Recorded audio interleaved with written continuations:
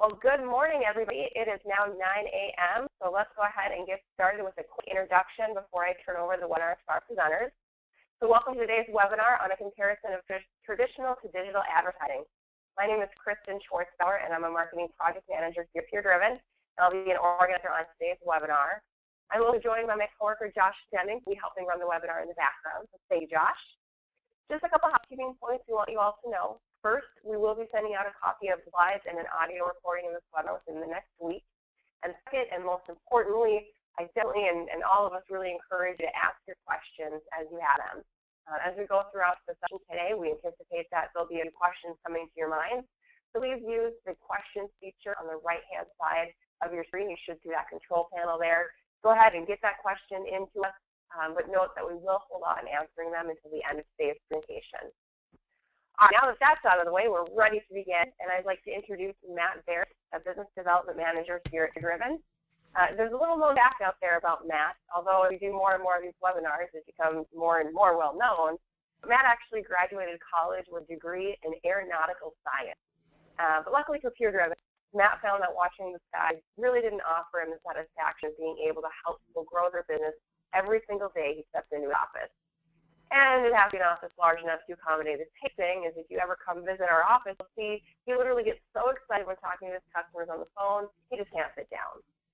Matt, without any further ado, go ahead and get us started and introduce your fellow panelists.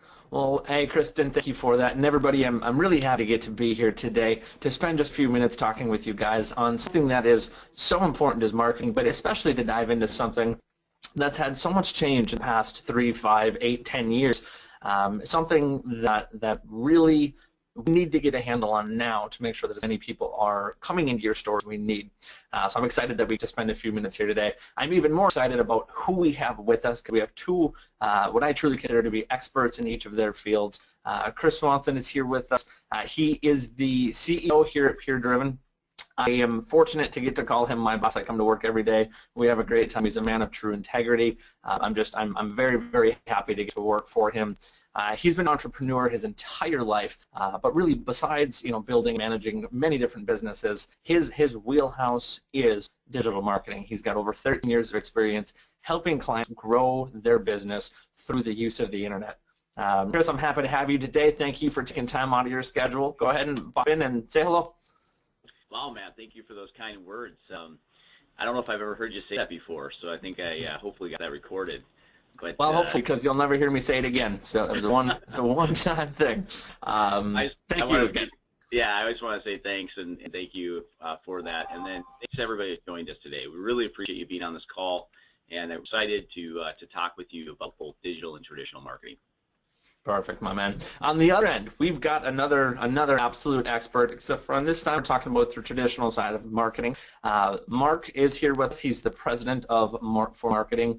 Long ago, he was at a job that he was perfectly comfortable with. He enjoyed what he was doing, and in his mind, he was going to retire from that job. But the more he stayed there, he believed that he was in a position, had some abilities that could really help him, help a lot of other people to get better rates, to get more efficient, more efficient on-air policies and all of that stuff, to really promote their business. And he knew that there was a huge need for that. So he started Mark Marketing to do just that, to help people grow their business in the most efficient, cost-friendly way possible. Mark, we're happy to have you here with us today, buddy. Thank you for taking time out of your schedule to be here and to help us educate people. Yeah, delighted to be here. Thanks for the invitation from my friends here at PureDriven. It's just, it's fun getting to start this venture with you and partnering to help others. And I believe we're going to be able to work together to help a lot of stores achieve their goals. So thanks again for having me. Absolutely, we're happy that you're here. So, Chris, I'm going to start with you, my man. Start us off just by telling us why you do what you do. Just give us a couple minutes of background on, I mean, you've been more 70-hour weeks than anybody I've ever seen. What gets you out of bed every day? What keeps you excited to come into work, to put in those long hours, to do what we need to do? What's your drive?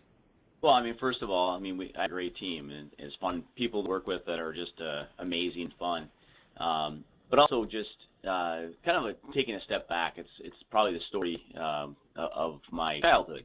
My father was a miner, and he lost his job in 1982, and was really forced to determine if he wanted to stay in this community he lived in, and he loved the area. And if you want to do that, ultimately he had to figure something out. And what he figured out is entrepreneurship and business was what was going to get him through not having that job anymore. And so it was kind of ingrained in me at an early age. I really loved entrepreneurship and working with business owners and entrepreneurs. My career path ultimately led to me being involved in technology and in marketing. And digital marketing is really a combination of both of those. As I started really challenging myself and founding PureDriven, I wanted to do something significant. And when I figured out that the biggest problem basically business owners have is really trying to prove their marketing is working. A lot of them feel like they're taking money and just kind of throwing it out there and hoping something happens. I recognize that we could really create a structure where we could try to prove that the marketing that we're doing is actually leading to revenue for that business owner. So I get up every day just supercharged because we're getting closer and closer to what I consider a full marketing ecosystem of understanding how digital marketing engaged somebody and how they actually became a customer in the store. And that fires me up. Absolutely, absolutely. And it's something that I think you would be able to recognize that the rest of the team gets excited with you about, the opportunity to be able to take somebody's marketing dollars and then after the fact show them, yeah, this worked, here's how we know this worked, here's what provided for you. It's a pretty exciting thing to get to come in and do every day. Let me ask you this, Chris. When someone is looking to get in front of as many people as possible, and that's really what marketing is, reaching the right people at the right times as often as we can, what sort of tools do we need to be using? What sort of things are at our disposal? Well, I love the toolbox analogy. There are so many tools now, and we're going to talk a little more about that during this webinar. So many different tools, but ultimately, we'd like to think of all the different tools, marketing tools, as really a great opportunity to hit your right audience, to hit the right demographic, because really what's gone on is there's a lot of what I call fragmentation in digital marketing. That's great because you can hit the right audience, but it becomes complicated. And again, we'll talk a little more about that in the webinar. Here's the thing. When you're doing this work, when you're doing marketing, you want to have a lot of tools available to you in the toolbox. Whether that's digital or traditional, you want to have access to those things. I always tell people, I think you've heard that a few times from me, you really don't want to be trying to pound a nail or drive a nail with a wrench. I think you'd rather use a hammer instead. And so that's what we look at, and that's what we love with digital marketing is there's a lot of tools available to us. Absolutely, absolutely, and that's one of those things that my father taught me when I was probably not a whole lot older than 5 or 6, is that you can actually save yourself a lot of time and a lot of headache by taking a step back, getting the right tool for the right job, and then proceeding forward again and making sure that things are going forward in the way that they're supposed to with the proper tools. So I like that analogy right along with you. We live in a world of screens, guys, and some of the screens produce things online, some of them produce things offline.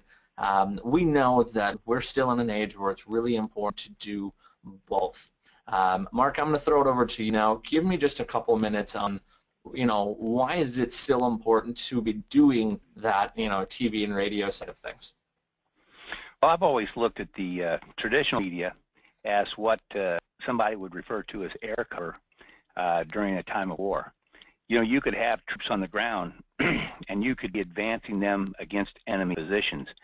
But if the enemy could just fly right over their position and take them out, then your troops aren't going to get very far and you're not going to win your war.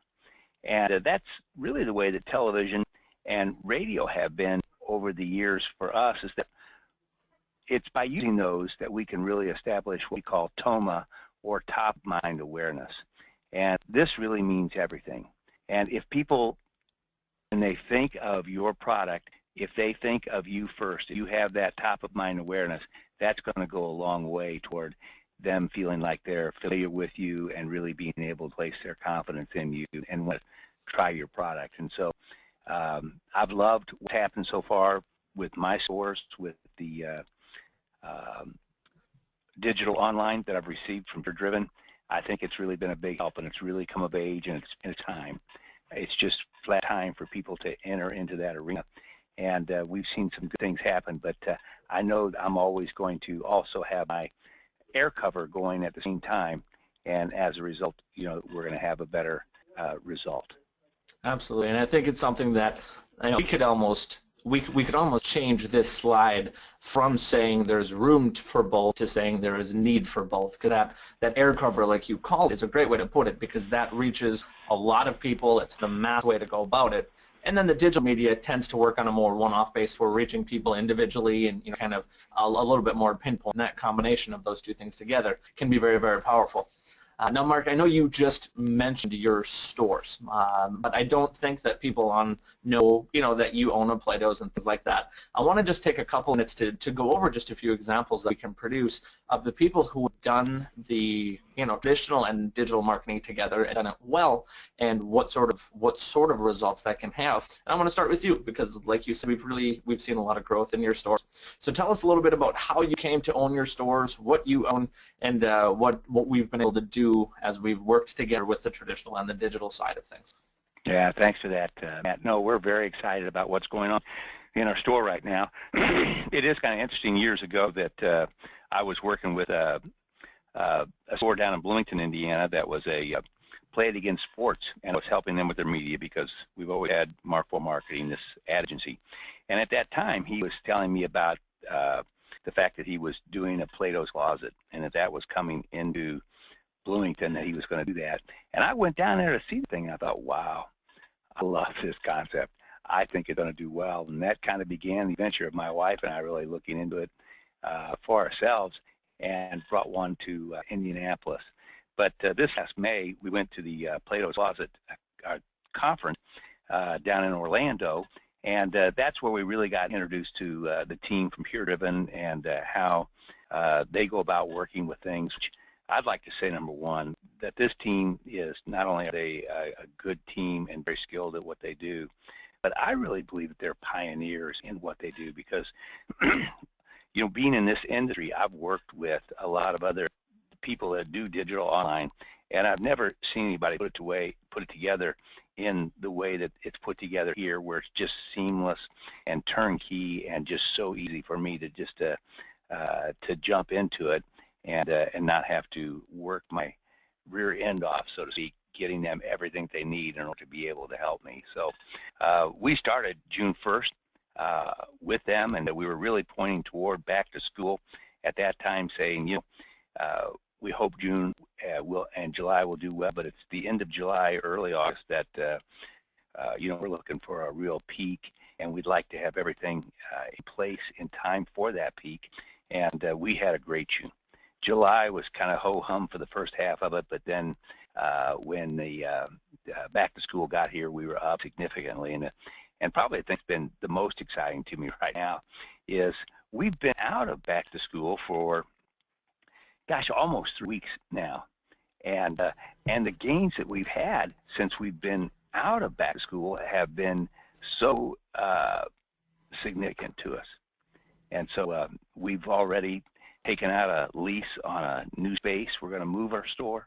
It's going to go from 4,400 square feet to 6,500 square feet. It's going to be right next to a Once Upon a Child on the east side of Indianapolis. And we're going to take PureDriven, not only take them with us, but we're going to let them help us in this move in terms of making sure that everybody knows that we've relocated and that we've got a bigger, better place. And we're just really feeling good about the way everything is going right now. So PureDriven's a part of the team for our store, but we're not going to do it without our air cover either. So absolutely, and we're always excited to hear when somebody's doing well, and we've got a lot of stories like that. But we're certainly excited that things have been going well, that you're seeing those growth, and to hear that after back to school, when you expect things to kind of drop back off again, that they've continued to grow and even grow faster, are the type of things that we get pretty excited about hearing. So we're happy to be working with you, Mark.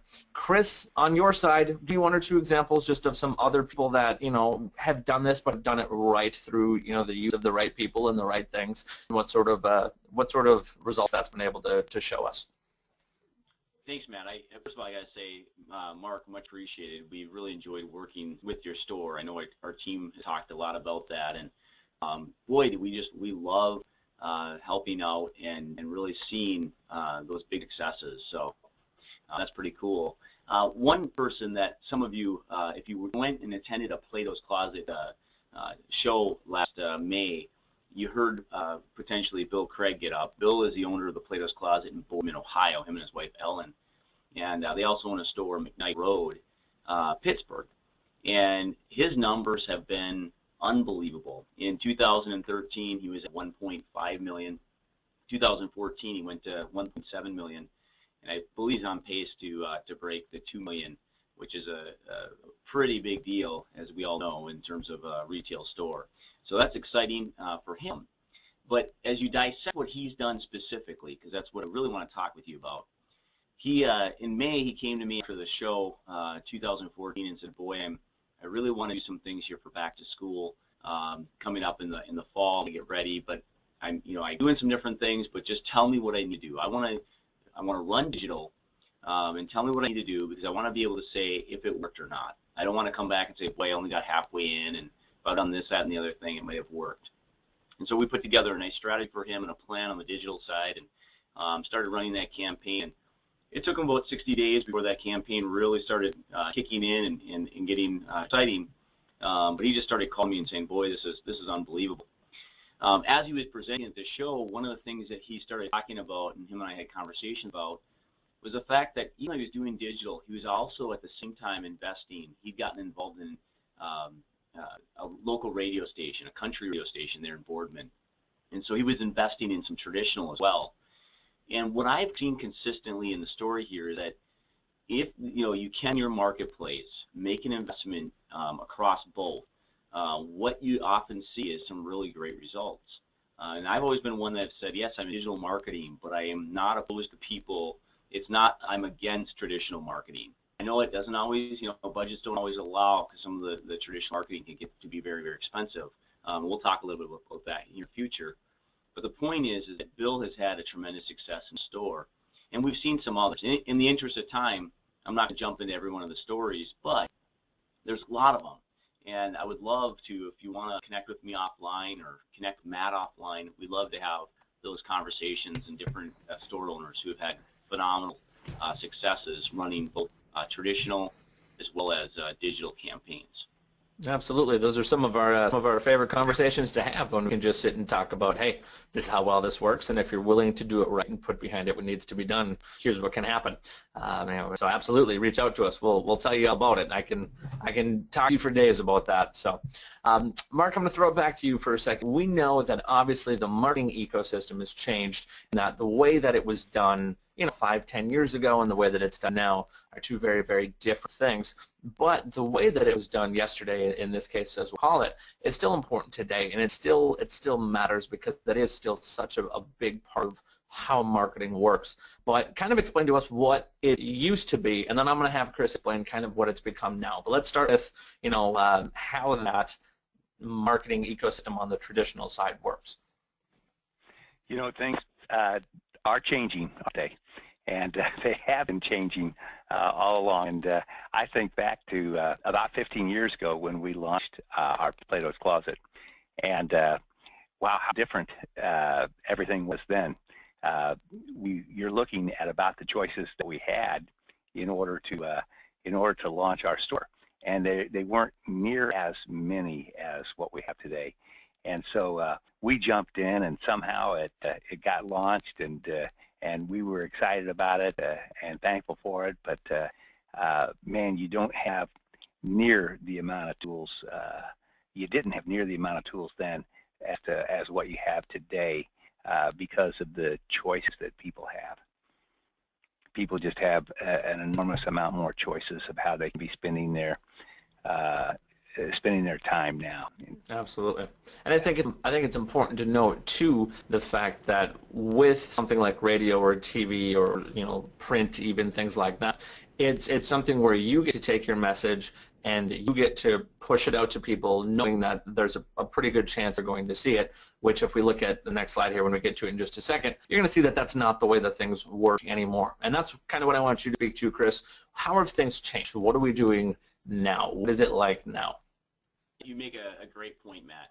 Messaging used to be at the business. I wanted to tell people about my brand. I wanted to control that brand. I wanted to put out brand messages. And that worked. It was very effective. We saw that for many years, decades in fact. as people were pushing a message.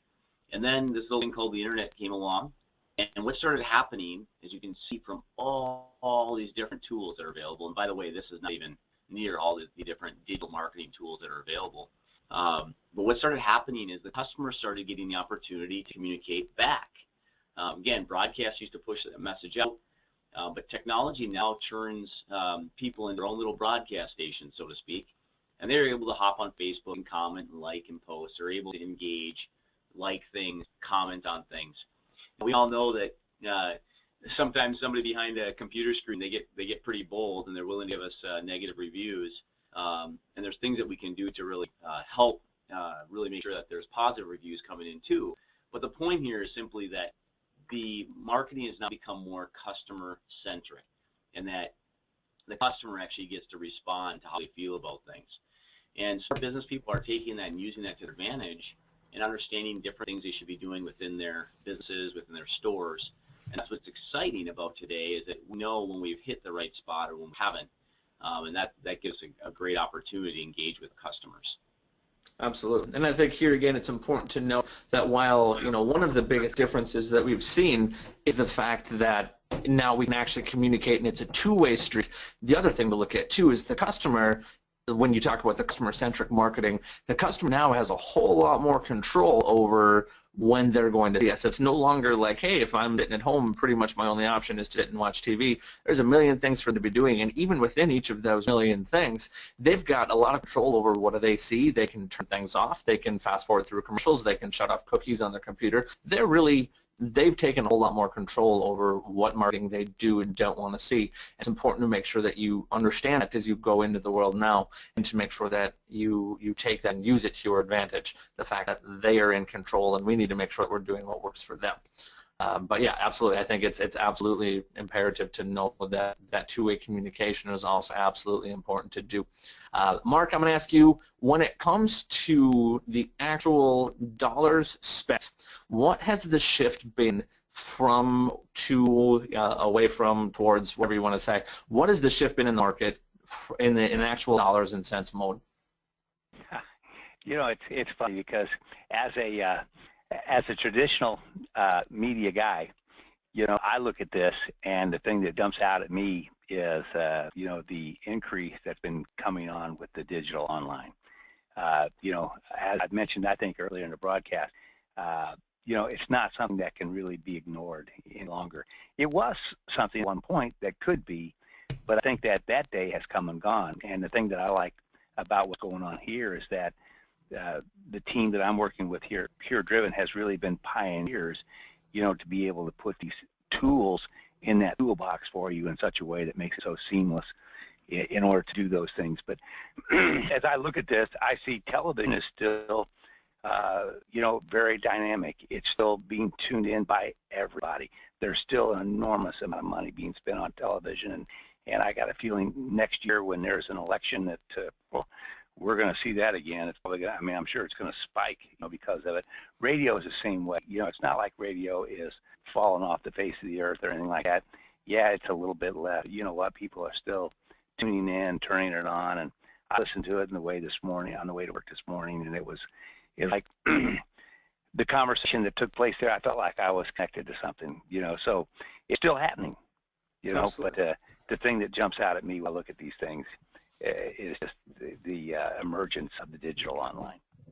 Absolutely, and I think in looking at this, when we're actually talking about the dollars spent, we looked at the fact that television really stayed fairly static. Radio has stayed fairly static, and that internet or that mobile marketing, web marketing, whatever you want to call it, digital has grown. That's obviously something that's coming up, but we would expect that television and radio would still demand fairly big portions of the budgets just because they are a little bit more expensive to do. If we look at it on a percentage basis, though, we'll actually see that the television and the radio, again, both hold really tight. From 2011, 2015, radio has lost very, very little of its market share. Television has lost virtually none. It stayed pretty much stagnant the entire time. They're holding on relatively strong. The internet has grown, and that digital marketing has come a long way, but not at the cost of radio and TV. And I think that's important to know that, yes, digital is growing. And as you said, Mark, we're certainly no longer in a point where we can overlook this. You know, there was a time, like you said, where if you wanted to be online, great. But if you didn't want to be, that was fine too.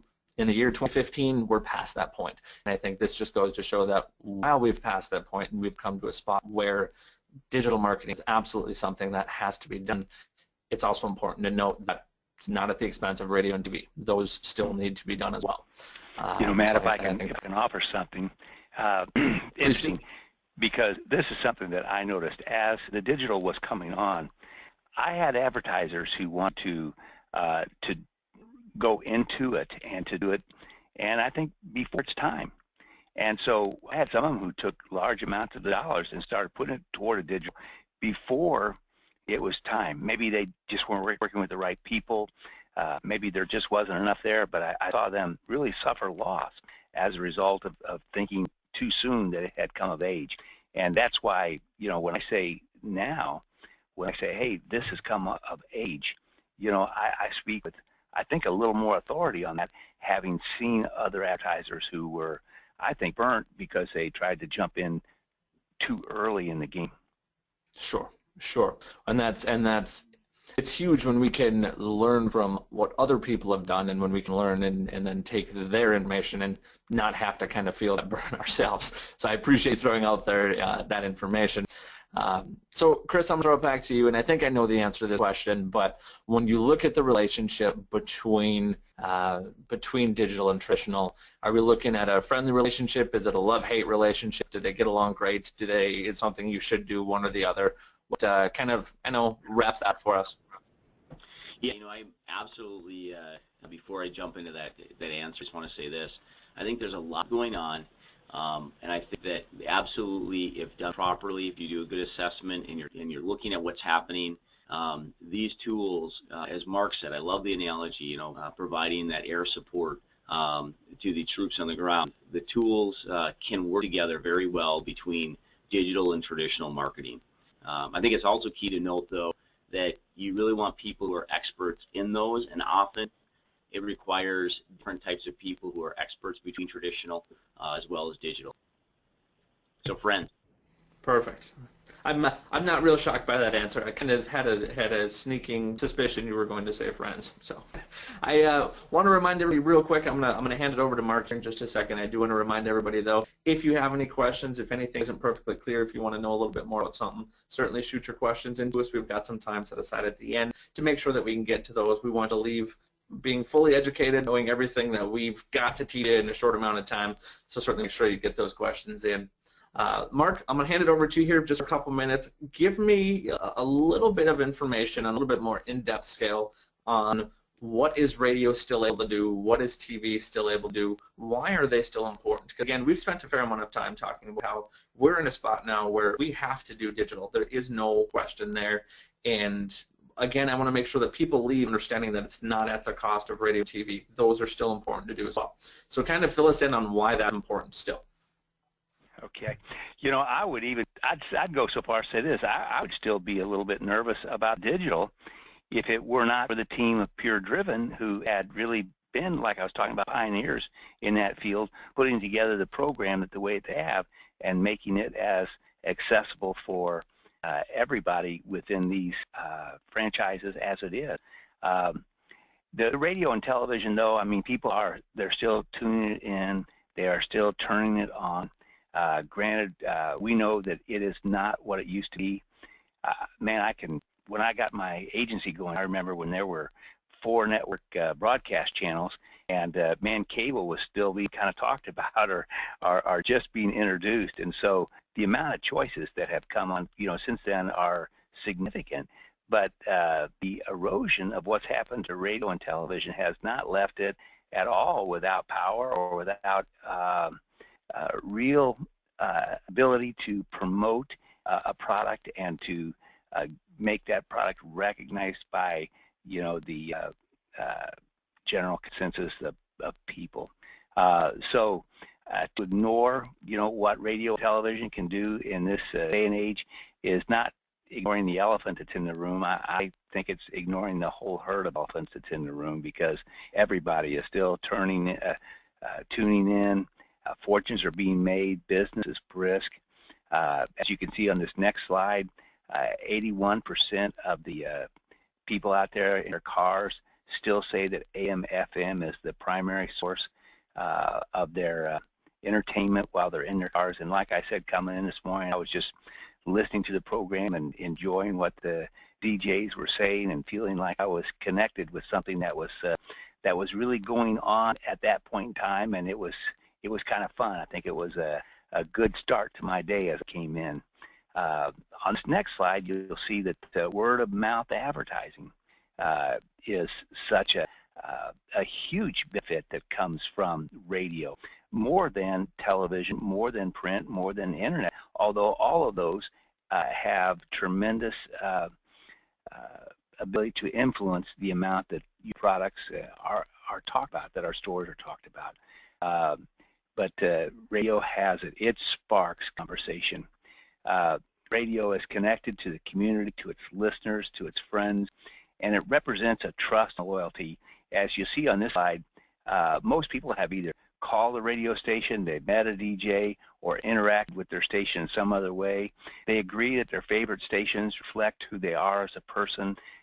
They consider radio personalities as regular people like themselves, and they look at us like a friend whose opinions and whose recommendations they trust. And so that's why when our ad pool here in Indianapolis, where our Play-Dohs was really getting going, we had 4 old guys in a room planning out what we were going to do to promote our stores, and we would always reach out to the radio stations for help. We'd have the personalities there. We'd ask them to visit our stores. We'd have them rewrite our ads. We'd have them be the voice that was on that ad and to say it in their own personality. And wow, you talk about a powerful vehicle at that point in time, because the people that we wanted to reach were having the message about what we were doing communicated to them, in their favorite arena in a way that they could really relate to. And that still is going on today, and that's still a very powerful way to do it. I know that when we first, a couple of years ago, when I was really considering music streaming, that kind of thing, I asked a bunch of business people in the room, I said, hey, what are you guys listening to? And it was like Pandora was a huge majority of the people that were in business in that room at that time. And it was like, wow, I could not ignore that. And then as now that a couple of years have gone by, I've kind of sought these people out again, and I've asked them, hey, what's going on now? And kind of a majority of them have kind of moved on from Pandora. Not that others haven't moved in, and not that it's still not a very dynamic source, a resource for advertising, but it's just there's no loyalty there like there is to a television station. So radio is a mass medium capable of delivering an entire market. It's targetable to your demographic. It's a trusted medium. There are interactive opportunities, and people can listen to it whenever they want, wherever they're at. And the consumers are engaged and they're passionate about the content of the radio. So there are just so many positives that can come out of being on the air on radio. Now, television, something that's interesting here is that there are more people who actually are reached by television every day than any other media that there is. And you can look at all those, and you can see that that blue line is just up there so much higher than any other. So television is reaching all major age groups, across the board. People are tuning in, and television you have sight, sound, motion, and emotion. It's active, it's not passive, it's not behind the scenes and they're really doing something else. They're engaged in the TV station, and as a result, it can make the ads that are on TV very impactful. You look at this next slide and you can see people are spending more time with television than they are really any other medium every day. And then one more slide down, here's the thing that probably not everybody realized. that I think is one of the most impressive things about TV. If you look at how the power of influencing influencing purchasing decisions, 37% of the people feel like television is the thing that influences their decision more than anything else. As a matter of fact, you add up all of the other medias combined, they don't total what television totals in terms of getting response. And that's something that I talked about earlier, that politicians know that. And by the time this next election will be over, once again, we're going to be sick of seeing the politicians on television, but we'll all be watching, and they will be there, because if you ask those guys, it's what influences the mind of the American consumers, and it's the most powerful medium in the world today. So that's awesome. Yeah. Perfect. Well, we appreciate you kind of running through that information for us. I think a lot of that, it really makes sense. It's just nice to have that, refresher every now and then, because I think all of us still listen to the radio and we still watch TV, and we're still spending time there. But I feel like a lot of us might also think, well, hey, yeah, I do, but is everybody else still doing it? And it's nice just to hear that, yeah, as a matter of fact, they are. So appreciate you doing that for us, Mark. Chris, I'm going to throw it back to you here, my man. Wrap everything up for us. If we're going to put together one ultimate plan, if we're going to put together this perfectly melded traditional digital marketing plan to make somebody's store skyrocket, what do we do? What does that look like? How do we go about it? Where are we at? Yeah, no, that's a great question. The first thing that you're going to want to start out with is really having a discussion and looking at strategy. And we talk about strategy. We look at things like what specific tactics need to be pulled together. Particularly, we run what's called a complimentary web overview, and we really try to get a lay of the land of your market, because every marketplace is a little different in what you want to do, depending on what people are tuned into. So that being said, once you understand that, it's very easy to say, okay, here are the tools that we need to use. Some of these things on this list, like you see search engine optimization, is something that I would recommend to everybody to have in place no matter what. Why do I say that? Well, let's give you a quick example. Search engine optimization is something that really Google is looking for, because that means you're keeping things updated and you're doing work within the website and behind the scenes. That is valuable because Google, as we know, anywhere from 75 to 80% of the web traffic is people coming through Google. So you want to look really good in the eyes of Google when it comes to digital. Some of the other things here on the traditional side we're going to take a look at. We're going to talk with somebody like Mark and, okay, Mark, let's get together, let's have a talk with everybody and figure out, is there something we can do in that marketplace?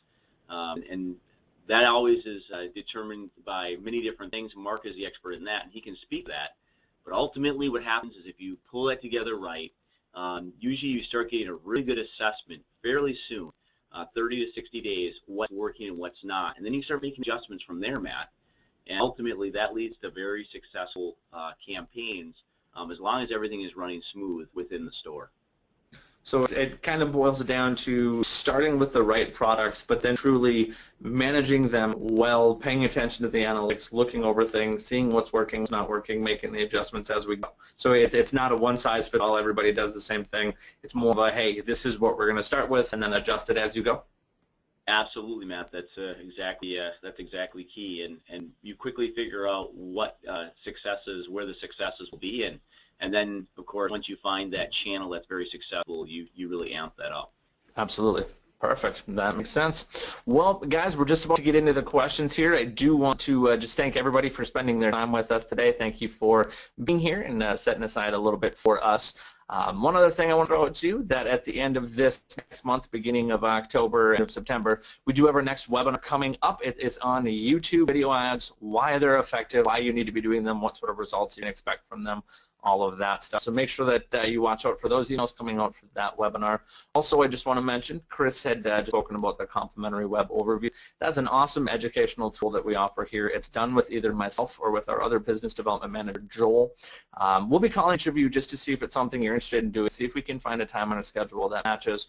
But what we do is we really take a look at your entire digital footprint, whether it's your social media, your Google Analytics, your website. We look at kind of the whole 9 yards, and we're just able to tell you, okay, this is what you're doing really, really well. This is what needs some work, and if you're going to do it, this is, how you're going to go about it. It's truly not meant to be a sales call at all. It's just meant to be that educational tool to say, okay, here's where you need to be.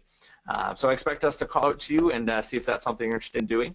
Otherwise, again, thank you for being here. Kristen, I'm going to hand it back over to you. I'm going to jump out. There's no need for me to get back in again once questions. So thanks, everybody. Kristen, you're in control now. I enjoyed that. Thank you, Matt. You bet. And of course, I definitely want to thank Mark and Chris for taking their time as well to be part of this webinar and be panelists with us today. Do have a few questions that have come in, and if you all see my mouse moving around and it looks kind of strange to just be floating in space, that's because I am just looking at the questions that have come in from the team, from the attendees, I should say. And you definitely still have time to get those questions asked. Oftentimes, as we start answering one question, it'll spark another question from our audience members. So don't be shy and go ahead and get those questions in. If we happen to run out of time before we get your question answered, we'll definitely follow up with you after this as well. With that, our first question coming in here, somebody has saying that they've got a point of closet actually in a pretty large market, and the traditional advertising has just been traditionally too expensive. So they're wondering if digital marketing is a good placement for things like TV and radio. They're just too spendy in their particular market area. Yeah, thanks, Chris. I'll jump in and let Mark complete the answer. Absolutely what we see is you have to do marketing of some kind. And even though sometimes it would be advantageous to have all traditional running and all digital, we know there's things like budgets and costs in some marketplace that just don't allow for that. So the answer is yes. There's a lot of things that we then, we take out the tool from the toolbox. We might look at some things like display retargeting, YouTube video ads, things that are a little more specific to video and audio. Maybe we do some Pandora type advertising if we can't do a traditional play. But ultimately, the answer is we've had success, a lot of successes with just digital, but we again have seen some of the biggest successes with the marrying of both of those. Mark, I'd be interested in hearing your answer. I even understand, Mark, sometimes when you take a look at things, sometimes there's things you can do. Thank you, Chris. Absolutely, that's a question that I think is commonplace among the chain. Quite honestly, I think that there's probably a lot of people who are facing that kind of dilemma. And this is one of the things that we at Mark 4 Marketing really do and do well, is that we found that a lot of times we've been able to reduce the cost of radio significantly, and even a lot of occasions we've been able to bring television to the picture and make it even less expensive than the radio. And so we never know what we're going to be able to do until we get involved in things and talk to the individual stations and that kind of thing and find out what can work out. But would love to take a look at your individual circumstances, talk to some of those stations and find out what your opportunities are in the marketplace.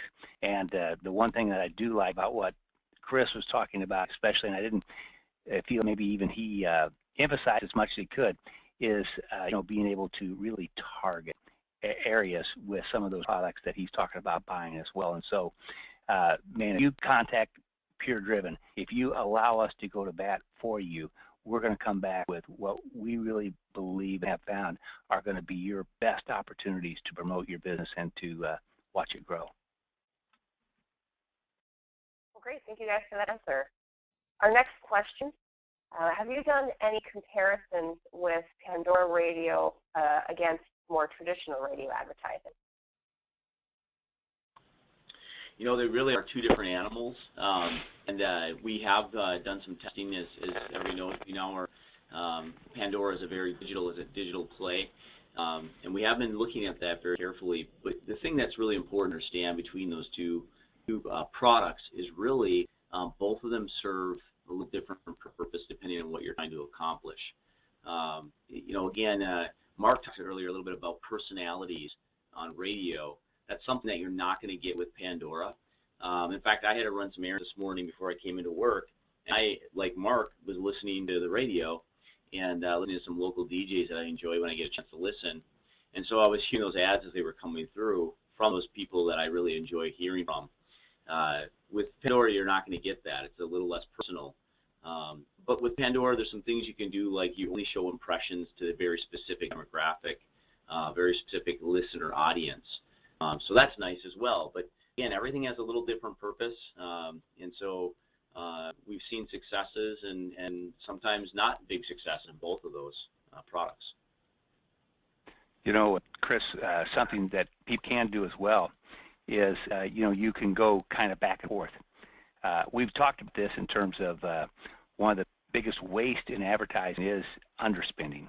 And I don't want to, encourage somebody to cut their budget so much toward a particular item so that they divvy it up into other things so that they're not effective at anything. That's not what we're talking about here.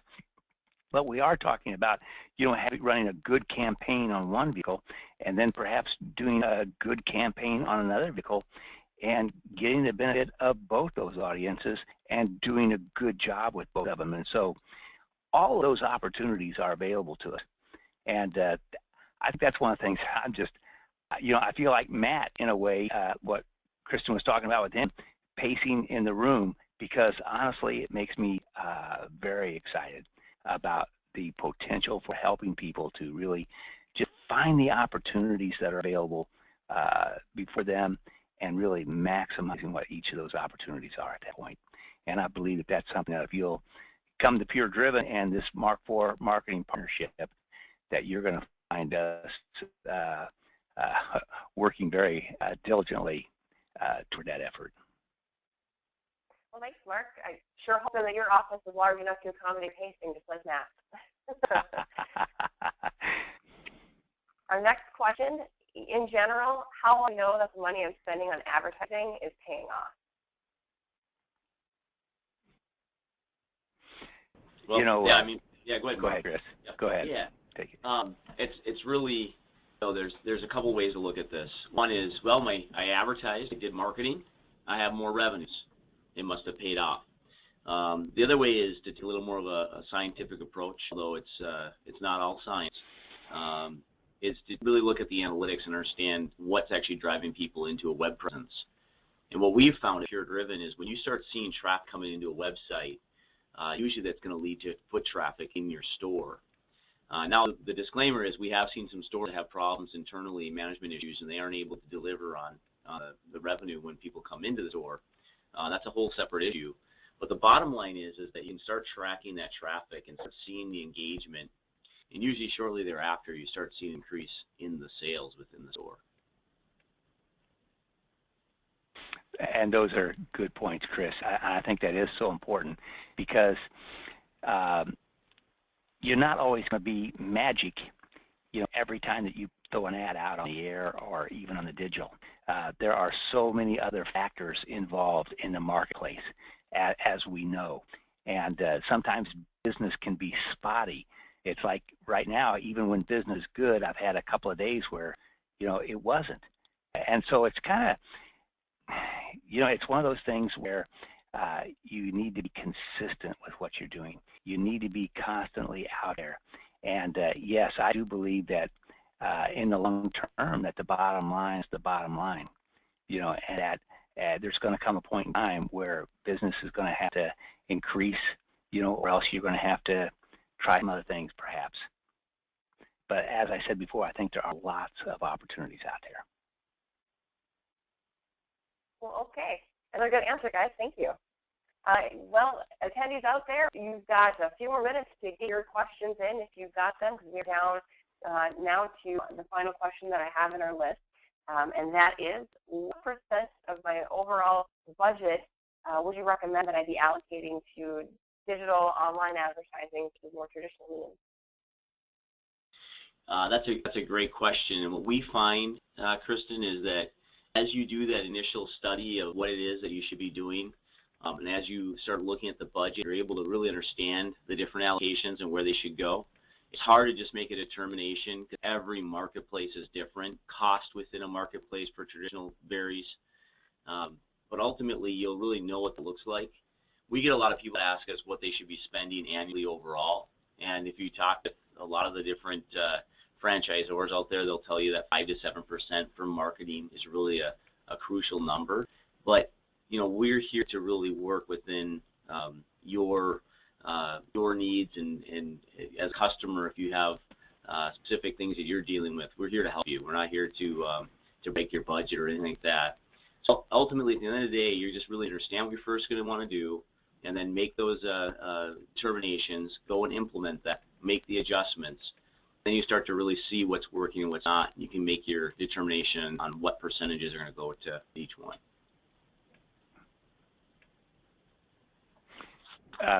Well put, Chris.